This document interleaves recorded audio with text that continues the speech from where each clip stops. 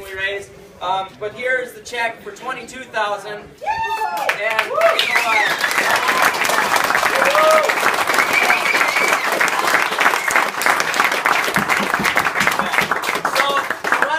when we started this, kind of our goal is to give back to the community and give to people in need. Children is kind of one of our main things, and then, you know, the health or welfare of the children in the community. So Tumbleweed was our charity this year, and I'm going to turn it over to these guys to give a little brief on where our money's going to go and just what Tumbleweed is all about.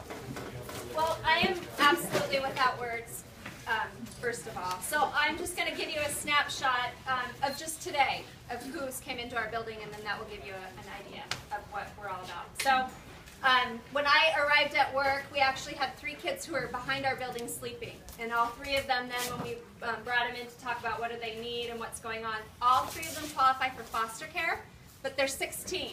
And so we don't have anywhere for them to go when they're 16. So all of them have been abused. Last night, we said goodbye to 52 kids that had nowhere to go last night. So they were outside.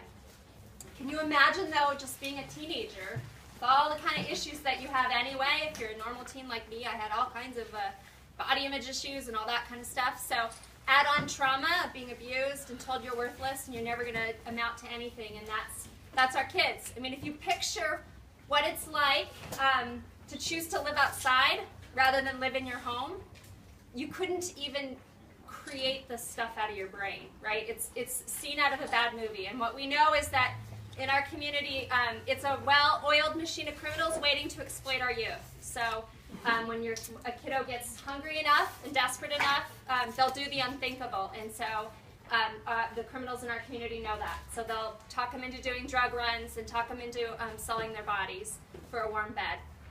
So the true heroes for me are not only these amazing people who actually serve the kids and give them hope, but all of you believing in us to do something different. Every single one of the kids we serve are so deserving. They don't deserve what's happened to them.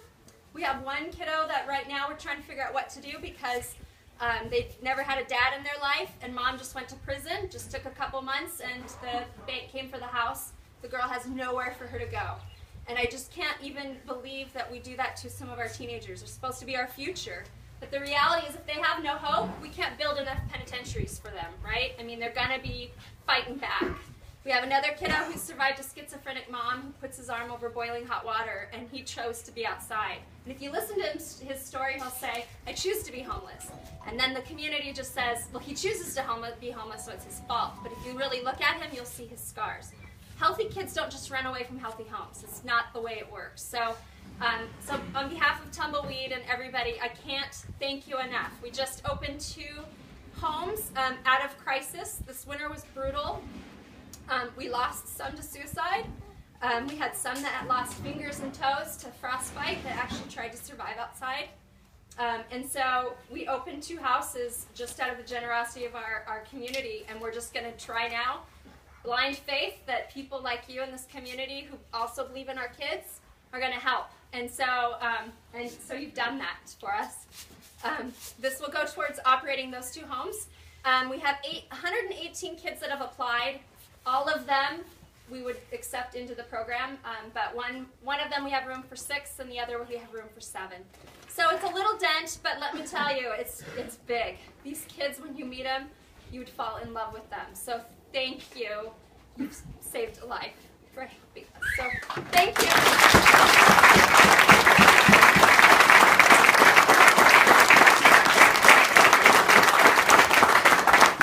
Again, thanks everybody.